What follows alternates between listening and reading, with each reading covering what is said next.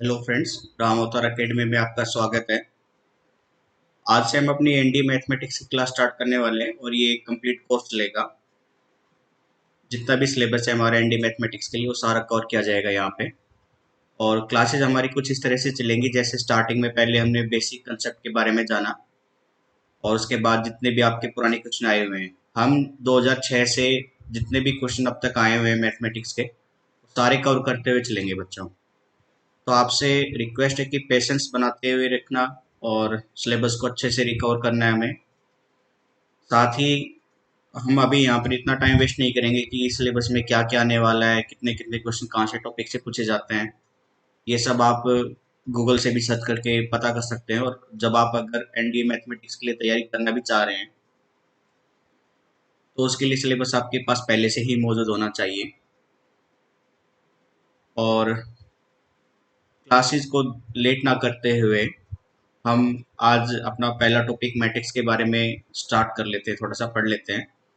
और आपसे रिक्वेस्ट है कि वीडियो को ज़्यादा से ज़्यादा शेयर और सब्सक्राइब कीजिए, चैनल को लाइक भी कीजिए ताकि हमारा भी मोटिवेशन बढ़ता रहे, कॉन्फिडेंस लेवल अप रहे और हम आपकी पूरी हेल्प कर सके बच्चों। ठीक है, तो एनडी का पूरा सिलेबस होगा। हम फिर से यहाँ पे आपको दोबारा ट्रस्ट दिला रहे हैं इस चीज़ के लिए। कंप्लीट सिलेबस जो पोस्ट होगा तो आपको कहीं पे भी भटकने की ज़रूरत नहीं है। आपका स्टडी मटेरियल राम अवतार एकेडमी के साथ ही आपको एक टेलीग्राम चैनल पे बता दिया जाएगा। टेलीग्राम चैनल हम जल्दी से आपको अपडेट दे देंगे स्टडी मटेरियल कहाँ से मिलने वाला है आपको। तो बस कंटिन्यूस लगातार हमारे साथ बने रहिए और अपनी प्रैक्टिस पे ध्यान देते रहिए बच्चों। ठीक है, तो आज का हमारा पहला जो टॉपिक है वो है मैट्रिक्स। मैट्रिक्स के बारे में हम थोड़ा सा पढ़ेंगे आज और उसके बाद 2006 से जितने भी क्वेश्चन आए हुए हैं उन सबको प्रैक्टिस करेंगे। तो मैट्रिक्स आपके लिए कोई बड़ी चीज़ नहीं होगी क्योंकि आपने ट्वेल्थ में भी पढ़ा हुआ है और सिंपल सा टॉपिक है। लेकिन इसके बारे में जो छोटी छोटी इंफॉर्मेशन है उसको एक बार रिवीजन कर लेते हैं। तो मैट्रिक्स की अगर हम बात करें तो ये ऑर्डर्ड अरेंजमेंट होता है एरे का। Ordered arrangement of arrays. ठीक है, ऑफ एरेज। एरेज क्या होता है? पर्टिकुलर डाटा होता है बच्चों। जैसे मान के चलिए, मैं आपको एक एग्जांपल देके यहाँ पे थोड़ा सा एक्सप्लेन करता हूँ कि मैंने माना रोहन, श्याम एंड मोहन नाम के 3 बच्चे हैं। ये मार्केट में जाते हैं और कुछ बुक्स और पेंसिल खरीद के लेके आते हैं बच्चों। इन्होंने कुछ बुक्स और पेन्स परचेज किए हैं। माना रोहन ने 5 बुक और 2 पेन परचेज किए हैं। श्याम ने 4 बुक और 3 पेन परचेज किए हैं। मोहन ने 1 बुक और 4 पेन परचेज किए हैं बच्चों। ठीक है, तो ये जो पर्टिकुलर अरेंजमेंट है हम इसको टेबलर फॉर्म में लिखेंगे। और टेबलर फॉर्म में लिखने से पहले मैं आपको रो और कॉलम एक्सप्लेन कर देता हूँ। जैसे कि ये तो पहली रो मानी जाएगी, ये दूसरी रो, ये तीसरी रो, सिमिलरली कॉलम फर्स्ट और कॉलम सेकंड। यानी अगर आप इसको टेबलर फॉर्म में लिखना चाहेंगे तो कुछ ऐसे रिप्रेजेंट करेंगे। यहाँ पे तो हम लिखेंगे बुक्स और यहाँ पे लिखेंगे हम पेन। तो रोहन ने कितनी बुक परचेज की थी बच्चों? 5 बुक और 2 पेन्स। ठीक है, सिमिलरली श्याम ने बुक परचेज की है 4 बुक्स और 3 पेन्स। एंड मोहन ने 1 बुक और 4 पेन। तो ये जो रिप्रेजेंटेशन हमने यहाँ पे टेबलर फॉर्म में लिखी है यही मैट्रिक्स कहलाती है बच्चों। ठीक है, इसमें ये पहला रो है, ये सेकंड रो है और ये थर्ड रो है, ये फर्स्ट कॉलम है और ये सेकंड कॉलम है। तो टेबलर अरेंजमेंट जो हमने डाटा का किया है वही आपका मैट्रिक्स नोटेशन कहलाता है साथ में। ठीक है, या साथ ही आपको यहाँ पे देखना होगा कि ऐसा नहीं है कि आप अरेंजमेंट को आगे पीछे कर सकते हैं, नहीं। अगर देखा जाए तो श्याम के लिए 4 बुक थी और मोहन के लिए 4 पेन थे। तो आप इनको आगे पीछे नहीं कर सकते। जैसे मान लीजिए आप कहो कि यहाँ पे 1 की जगह पे मैं 4 लिख दूँ और 4 की जगह पे 1 लिख दूँ तो वो डाटा गलत हो जाता है। तो सबका पर्टिकुलर अपना अपना लोकेशन है, इसलिए ऑर्डर्ड अरेंजमेंट कहा जाता है इसको। ठीक है, मैट्रिक्स को ऑर्डर अरेंजमेंट कहने के पीछे यही रीजन है क्योंकि सभी डाटा का अपना पर्टिकुलर लोकेशन होगा। आप उनको रिप्लेस नहीं कर सकते एक जगह से दूसरी जगह पे। तो ये था हमारे मैट्रिक्स के बारे में कि मैट्रिक्स किसे कहते हैं। तो ये अरेंजमेंट ऑफ एरे है, ठीक है। तो चलिए अब थोड़ा सा और इसको डिटेल में पढ़ते हैं। चलो देखो बच्चों, तो मैट्रिक्स के लिए आपको नोटेशंस के बारे में मालूम होना चाहिए। मैट्रिक्स की जो नोटेशन होगी, हम उसको या तो ऐसी स्क्वायर ब्रैकेट से लिखेंगे, और उसके अंदर कोई भी एलिमेंट है तो उसको ए आई जे से लिखेंगे, ठीक है। या तो नोटेशन ये होगी, या कुछ बुक में आपको नोटेशन इस तरह से भी दिखाया जा सकता है, एलिमेंट ए आई जे से और ब्रैकेट ऐसे ओपन ब्रैकेट वाली। साथ ही एलिमेंट को ए आई जे से लिखकर ऐसे मॉडुलस के डबल लाइनिंग से आपको दिखाया जा सकता है, ठीक है। लेकिन हम यहाँ पे सिर्फ इस रेक्टेंगुलर ब्रैकेट को ही प्रेफरेंस देंगे। इसी के बेस पे हम क्वेश्चन प्रैक्टिस करने वाले हैं। कुछ क्वेश्चन में आपको ये रिप्रेजेंटेशन भी रहेगी, तो आपको घबराने की जरूरत नहीं है। इसमें और इस सिंबल में कंफ्यूज मत होना है बेटा। ए आई जे सिंगल लाइन हो तो आपको पता होना चाहिए ये मॉडुलस नहीं है, यहाँ पे ये डिटरमिनेंट का साइन है, ठीक है। डिटरमिनेंट निकालना होता है यहाँ पे आपको। और यहाँ पे जो डबल लाइनिंग है ये रिप्रेजेंट कर रही है मैट्रिक्स के सिंबल को। तो सिंबल ही काफी इंपॉर्टेंस रखता है अपने क्वेश्चंस के लिए, तो इन चीजों पे आपको ध्यान रखते हुए चलना है, ठीक है। तो आपको ये याद रखना है कि नोटेशंस कुछ इस तरह से रिप्रेजेंट करी जाएगी, और मैट्रिक्स को हम कैपिटल लेटर से रिप्रेजेंट करेंगे। जैसे कि आपको कोई भी मैट्रिक्स ए की बात करनी है तो आपको कैपिटल से दिखाना पड़ेगा, मैट्रिक्स बी को कैपिटल से दिखाना पड़ेगा, मैट्रिक्स सी का भी सिंबल कैपिटल सी होना चाहिए, ठीक है। और जो एलिमेंट होंगे उनको स्मॉल लेटर से रिप्रेजेंट करेंगे, ओके। जैसे चलिए हम आपको कुछ एक रिप्रेजेंटेशन दिखाते हैं। मान लीजिए ये ब्रैकेट, स्क्वायर ब्रैकेट से हम रिप्रेजेंट कर रहे हैं। इसमें हमने एलिमेंट लिखा A11, A12, A13, A21, A22 and A23, ठीक है बच्चों। तो इसमें आपको पता होना चाहिए ये पहली रो है, रो 1, और ये वाली सेकंड रो है, रो सेकंड। सिमिलरली ये कॉलम फर्स्ट है, ये कॉलम सेकंड है, और ये कॉलम थर्ड है, ठीक है। इसी में आपको ऑर्डर ऑफ मैट्रिक्स के बारे में पूछा जाता है, तो आपको याद होना चाहिए कि सबसे पहले रो को लिखा जाता है एंड नीचे कॉलम मल्टीप्लाई करके लिखा जाता है, ठीक है। तो number of rose Guna number of column, यही आपका क्या कहलाता है, ऑर्डर ऑफ मैट्रिक्स। तो गिवन मैट्रिक्स में आपके पास 2 रो है और 3 कॉलम है, तो ये क्या है, मैट्रिक्स का ऑर्डर है, ठीक है, ऑर्डर ऑफ मैट्रिक्स। ये भी आपको पता होना चाहिए। तो मैंने माना लेट ये कोई मैट्रिक्स ए है, इसको रिप्रेजेंट किया हुआ है। तो मैट्रिक्स का जो सिंबल नोटेशन वो कैपिटल लेटर से दिखा रहे हैं, और ये आपके एलिमेंट्स हैं। तो A11 का क्या मतलब है बच्चों, A11 रिप्रेजेंट करता है कि फर्स्ट रो का फर्स्ट एलिमेंट, ठीक है, फर्स्ट रो का फर्स्ट एलिमेंट। सिमिलरली A22 क्या रिप्रेजेंट करता है, सेकंड रो का सेकंड एलिमेंट, जहां पे क्रॉस करके एक दूसरे को कट करता है वो एलिमेंट रिप्रेजेंटेशन, ठीक है। जैसे अगर एग्जांपल में मैं 2 और 3 मैट्रिक्स की अगर बात करूं, और उसमें मैं एलिमेंट्स लिख लूं, मान लीजिए कुछ इस तरह से 0 1 2 3 4 5। तो इसमें अगर आपसे बात करें A13 एलिमेंट कौन सा है, तो आपको क्या करना है, फर्स्ट रो पे जाना है और थर्ड कॉलम को क्रॉस करना है। तो वन रो और कॉलम की जो लाइन जहाँ पे एक दूसरे को कट कर रही है वो एलिमेंट कहलाएगा हमारा A13, और वो एलिमेंट क्या है आपका बच्चों, ठीक है। तो मैट्रिक्स की नोटेशन, उसके सिंबल, उसके एलिमेंट के सिंबल, और ऑर्डर ऑफ मैट्रिक्स के बारे में हमने थोड़ा सा देखा है यहाँ पे। अब मैट्रिक्स की टाइप के बारे में थोड़ा सा डिटेल में देख लेते हैं बच्चों। मैट्रिक्स टाइप के बारे में एक बार स्टडी कर लेते हैं, चलिए।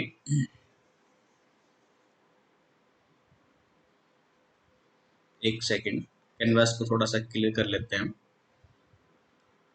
एक मिनट रुकिए।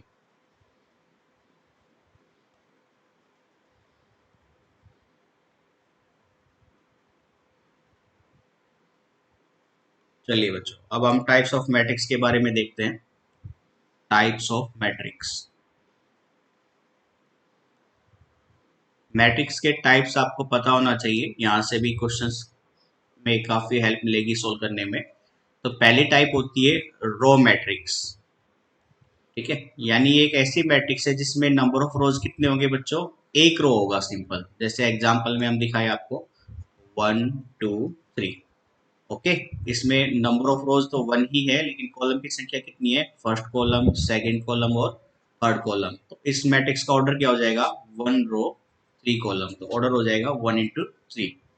ये रो मैट्रिक्स कहलाती है आपकी। सेकंड है कॉलम मैट्रिक्स।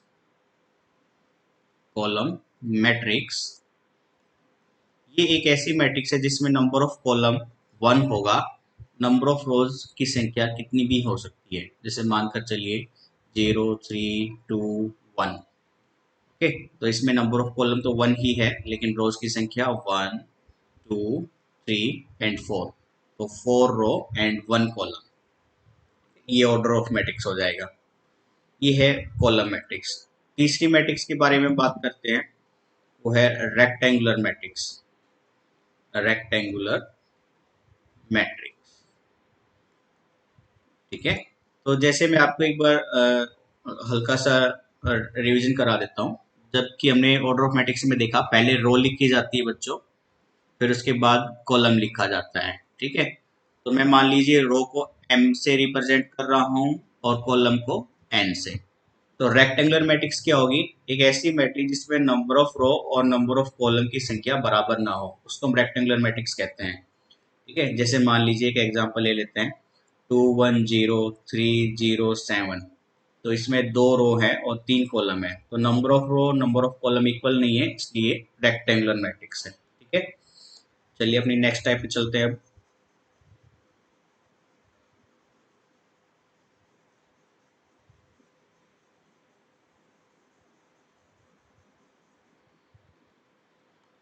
अगली मैट्रिक्स टाइप है हमारी स्क्वेयर मैट्रिक्स।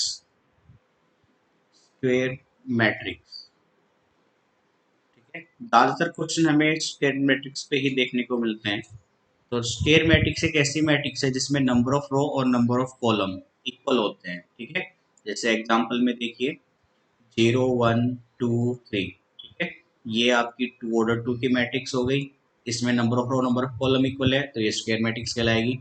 सिमिलरली देखिए 0 3 2 7 1 4 5 3 9, इसमें नंबर ऑफ रो भी 3 है और नंबर ऑफ कॉलम भी 3 है, तो ये भी क्या है, एक स्क्वायर मैट्रिक्स है।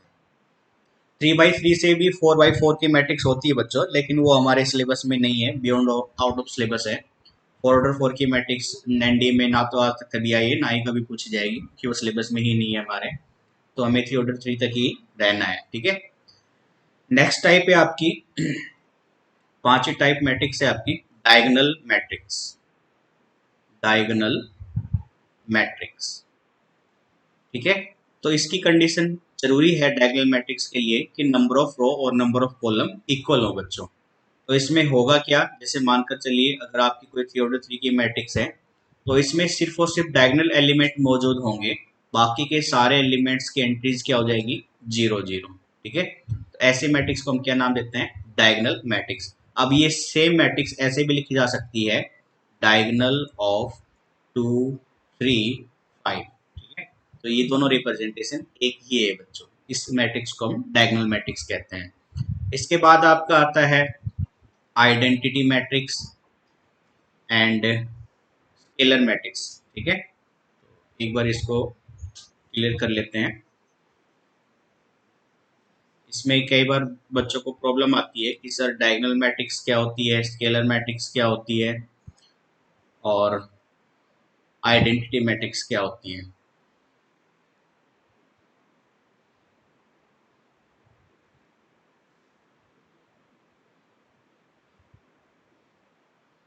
एक सेकेंड बच्चों, सिस्टम थोड़ा स्लो चल रहा है।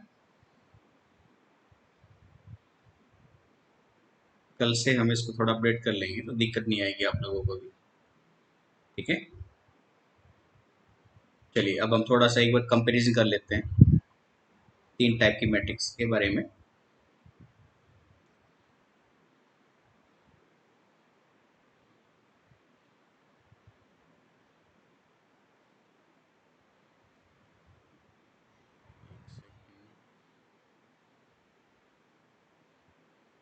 क्लियर हो जाना चाहिए था।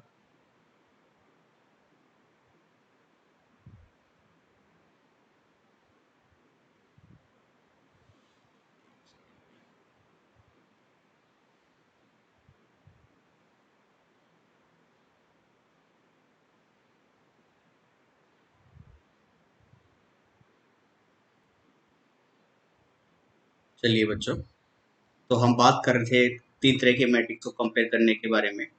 पहली मैट्रिक्स आपके लिए है डायगोनल मैट्रिक्स।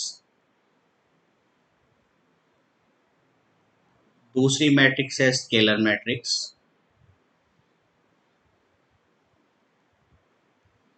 और थर्ड मैट्रिक्स है identity matrix.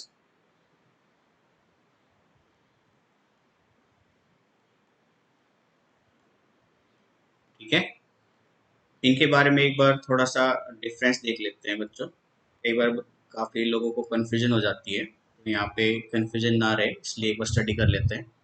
Diagonal matrix, scalar matrix, identity matrix, सबके लिए कंडीशन ये तो जरूरी है कि इन सबको स्क्वायर मैट्रिक्स होना पड़ेगा, यानी number of row number of column equal होने चाहिए। अब जैसे मानकर चलिए आपके पास एक थ्री ऑर्डर या टू ऑर्डर टू की मैट्रिक्स है, तो इसमें डायगोनल एलिमेंट कुछ भी हो सकते हैं। ठीक है, बाकी एंट्रीज क्या हो जाएंगी, जीरो। ठीक है बच्चों, ऐसे ही ये जो वन और टू है ना, डायगोनली जो एलिमेंट है वन और टू, ये इनको प्रिंसिपल डायगोनल के नाम से भी जाना जाता है कभी कभी।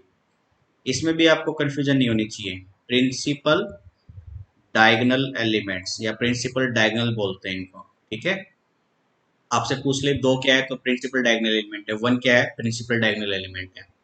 स्केलर मैट्रिक्स में क्या होता है बच्चों, जैसे टू ऑर्डर टू का एग्जांपल ले रहे थे, टू ऑर्डर के टू को ही फॉलो करेंगे। इसमें जो डायगोनल एलिमेंट होंगे वो सेम होंगे। जैसे मानकर चलिए फोर है तो फोर ही रहेगा, बाकी एंट्री जीरो हो जाएगी। या डायगोनल एलिमेंट टू है तो टू ही हो जाएगा अगला एलिमेंट भी। तो इसमें एलिमेंट सेम होते हैं डायगोनली जो होंगे। ऐसी मैट्रिक्स को स्केलर मैट्रिक्स नाम दिया गया है। और आइडेंटिटी मैट्रिक्स एक ऐसी मैट्रिक्स है जिसमें हमेशा डायगोनल एंट्रीज क्या होगी, यूनिट यानी वन, बाकी एलिमेंट क्या हो जाएंगे, जीरो जीरो। तो यही फर्क है डायगोनल मैट्रिक्स, स्केलर मैट्रिक्स और आइडेंटिटी मैट्रिक्स के अंदर। ठीक है, तो आपको ये याद होना चाहिए। डायगोनल मैट्रिक्स के एलिमेंट कुछ भी हो सकते हैं, स्केलर मैट्रिक्स में डायगोनली सेम होंगे, और आइडेंटिटी मैट्रिक्स में डायगोनली हमेशा एंट्रीज क्या होगी, वन यानी यूनिट। साथ ही आइडेंटिटी मैट्रिक्स की रिप्रेजेंटेशन कुछ ऐसे भी लिखी जाती है, आई टू और आई थ्री। आई टू का मतलब है unit matrix of order two. ठीक है, और आई थ्री का मतलब है बच्चों unit matrix of order three. बाकी एलिमेंट्स की एंट्रीज क्या हो जाएगी, जीरो। तो ये डिफरेंस आपको मालूम होना चाहिए। ठीक है, चलिए अपने नेक्स्ट स्टेप के ऊपर चलते हैं अब। तो ये था मैट्रिक्स के बारे में, आगे चलते हैं। अब हमारी एंट्रीज है नल मैट्रिक्स। नल मैट्रिक्स या जीरो मैट्रिक्स भी बोलते हैं इसको, नल मैट्रिक्स या जीरो मैट्रिक्स। इसके लिए भी कंडीशन जरूरी है बेटा कि मैट्रिक्स के एलिमेंट या नंबर ऑफ रोज हमेशा बराबर होनी चाहिए नंबर ऑफ कॉलम। ये भी इसके लिए जरूरी है। तो जीरो मैट्रिक्स में क्या होगा, सारे एंट्रीज एलिमेंट्स की क्या हो जाएगी, जीरो जीरो। जैसे ये टू ऑर्डर टू की मैट्रिक्स है, थ्री ऑर्डर की थ्री मैट्रिक्स ही दिखाएंगे तो भी आपको जीरो ऑर्डर जीरो की दिखाना पड़ेगा, यानी थ्री ऑर्डर थ्री की एंट्रीज जीरो मैट्रिक्स। ठीक है, इसके बाद आपका आता है triangular matrix. Triangular matrix, triangular matrix के लिए भी जरूरी है नंबर ऑफ रो बराबर होनी चाहिए नंबर ऑफ कॉलम के। जैसे मानकर चलिए आपके पास एक थ्री ऑर्डर थ्री की मैट्रिक्स है, इसमें एलिमेंट्स की संख्या है one two three four five six seven eight nine. ठीक है बच्चों, तो ये ट्रायंगुलर मैट्रिक्स में आपकी दो टाइप्स आती हैं, upper triangular and lower triangular. Upper triangular and lower triangular.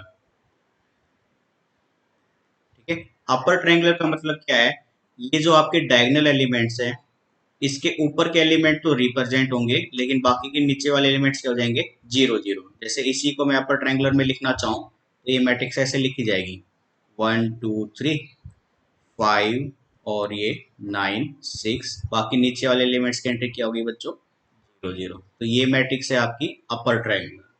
और लोअर ट्रायंगुलर के लिए रिप्रेजेंटेशन कैसी हो जाएगी, कुछ इस तरह से 1 4 7 5 8 9, बाकी एंट्रीज क्या हो जाएगी 0 0। ठीक है, ऐसी मैट्रिक्स को हम क्या नाम देंगे, लोअर ट्रायंगुलर। और वो वाली मैट्रिक्स क्या है, अपर ट्रायंगुलर। ठीक है, इन मैट्रिक्स के बारे में भी आपको थोड़ा सा मालूम होना चाहिए। इसमें आपको एक ये याद रखना है, आपको अपर ट्रायंगुलर और लोअर ट्रायंगुलर में number of entries of zeros पूछ लेते हैं, नंबर ऑफ जीरोस। ठीक है, नंबर ऑफ जीरोस। तो इसके लिए आपको फॉर्मूला याद होना चाहिए, n into n minus one. ठीक है, n into n minus one by two. ये आपको हमेशा नंबर ऑफ जीरोस देता है बच्चों। यहाँ पे n क्या होगा, ऑर्डर ऑफ मैट्रिक्स। ठीक है, n क्या है, ऑर्डर ऑफ मैट्रिक्स। ठीक है बच्चों, जैसे मान लीजिए 3 ऑर्डर 3 की बात करते हैं, तो n की वैल्यू 3 रखिए आप, 3 minus one divided by two, ये 2 से 2 कट जाएगा, बचा 3। यानी नंबर ऑफ जीरोस कितने हैं, 3, आप देख सकते हैं। ठीक है, 3 ऑर्डर 3 में नंबर ऑफ जीरोस कितने आ रहे हैं, 3। ऐसे आपको 4/4 में, 5/5 में और 6/6 में एनडीए में क्वेश्चन कभी कभी पूछ लेता है। तो इसलिए आपको ये पॉइंट याद होना चाहिए यहाँ पे कि नंबर ऑफ जीरोस की एंट्री हम इससे रिप्रेजेंट करते हैं किसी भी ट्रायंगुलर मैट्रिक्स के लिए। ठीक है बच्चों, चलिए आगे चलते हैं अपनी बेसिक चीज़ों के बारे में। आई होप शायद से आपको ये आपको विजिबल नहीं रहा होगा नंबर ऑफ जीरोस के लिए, तो मैं यहाँ पे वापस से लिख रहा हूँ। ये ऑर्डर मैट्रिक्स की अगर हमने बात करी तो फॉर्मूले में रखने पर ये 2 से ये 2 कैंसिल, ये आया आपका 3। ठीक है, तो नंबर ऑफ जीरोस कितनी आ रही है यहाँ पे, 3। ठीक है बच्चों, चलिए नेक्स्ट चलते हैं अपने बाकी मैट्रिक्स के बारे में और आज ही देख लेते हैं थोड़ा। अब आता है आपका equal matrix and comparable matrix. Comparable matrix दोनों को एक साथ ही देखते हैं क्योंकि कभी कभी कंफ्यूजन हो जाती है। और ये है इक्वल मैट्रिक्स। ठीक है, कोई भी दो मैट्रिक्स ए और बी कंपेरेबल और इक्वल कब होगी, उसके बारे में हमें थोड़ा देखना है। तो सबसे पहले आपको याद होना चाहिए, जितनी भी मैट्रिक्स को आप कंपेयर करना चाहते हो उनका एक तो ऑर्डर सेम होना चाहिए बेटा। ठीक है, सेम ऑर्डर। ऐसे इक्वल मैट्रिक्स के लिए भी क्या होना चाहिए, सेम ऑर्डर। तो कंपेरेबल जैसे मानकर चलिए आपको एक मैट्रिक्स ऐसे दे रखी है x y z a b c, और बराबर करके आपको कुछ ऐसे दे दिया 1 2 3 0 4 7। ठीक है, इसका ऑर्डर क्या है, 2 ऑर्डर 3 है, इसका भी सेम ऑर्डर है 2 ऑर्डर 3। ये मैट्रिक्स ए है और ये मैट्रिक्स बी है और सेम ऑर्डर है और कंपेयर हम कर सकते हैं इक्वल होने पर। तो आपको यहाँ से बस वैल्यू फाइंड आउट करने के लिए बोलेगा, तो सिंपली एक्स की वैल्यू क्या आएगी 1, वाई की वैल्यू 2 आएगी, जेड की वैल्यू 3 आएगी, ए की वैल्यू 0 हो जाएगी, बी की वैल्यू 4 हो जाएगी और सी की वैल्यू 7 हो जाएगी।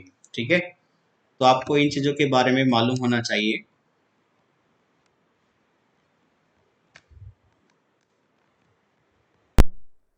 ठीक है, तो ये है आपकी कंपेरेबल मैट्रिक्स के बारे में। इक्वल मैट्रिक्स के बारे में देखते हैं बच्चों। इक्वल मैट्रिक्स में आपके एलिमेंट की एंट्रीज सेम होती है। जैसे आपको एक मैट्रिक्स यहाँ पे गिवन है 1 2 x 0 3 y, और सेम आपको कुछ ऐसे दे दिया 1 2 -1 0 3 7। तो यानी आप x और y के एलिमेंट को छोड़कर बाकी देख सकते हैं एंट्रीज बिल्कुल सेम है। तो ये आपकी सेम ऑर्डर मैट्रिक्स यानी इक्वल मैट्रिक्स कहलाएगी। तो x की वैल्यू यहाँ पे क्या हो जाएगी -1 और y की वैल्यू क्या हो जाएगी 7। तो इक्वल और कंपेरेबल में डिफरेंस ये है कि कंपेरेबल में एलिमेंट्स की एंट्री डिफरेंट डिफरेंट हो सकती है, लेकिन इक्वल मैट्रिक्स में एलिमेंट की एंट्रीज हमेशा क्या रहेगी बच्चों, सेम। ठीक है, तो ये कुछ मैट्रिक्स के टाइप के बारे में और मैट्रिक्स के बारे में थोड़ा सा हल्का सा हमने ओवरव्यू लिया है यहाँ पे। इसके बाद जितने भी मैट्रिक्स के ऑपरेशन है, एडिशन सब्ट्रैक्शन मल्टीप्लिकेशन, ठीक है, और साथ में जितने भी determinant adjoint inverse homogeneous non homogeneous linear equations के सॉल्यूशंस, ये सब हम आने वाली क्लासेज में थोड़ा डिटेल में देखेंगे। आज पहली क्लास थी तो एक इंट्रोडक्शन के रूप में हमने थोड़ा सा इसका ब्यूरो लिया है। ठीक है बच्चों, तो ये आपकी फर्स्ट क्लास थी, इसलिए आप आज हम इसको इतना ही रखते हैं। नेक्स्ट क्लास से हम कंटिन्यूस अपनी प्रैक्टिस और स्टडी मटेरियल पे ध्यान देंगे। और आपसे रिक्वेस्ट है कि वीडियो को ज़्यादा से ज़्यादा लाइक और शेयर कीजिए और चैनल को सब्सक्राइब रखिए ताकि आप एनडी मैथमेटिक्स का complete course free of cost ले सकें। आपको बाहर मार्केट में जाने की ज़रूरत भी नहीं है, बल्क अमाउंट में पैसे देने की ज़रूरत नहीं है। हम यहाँ पे 2006 के बाद से जितने भी आज तक क्वेश्चन आए हुए हैं चैप्टर वाइज आपको यहाँ पे डिटेल में स्टडी कराने के लिए मिलेगा। ठीक है, तो आज के लिए इतना ही रखते हैं बच्चों। Okay, thank you, bye bye, take care.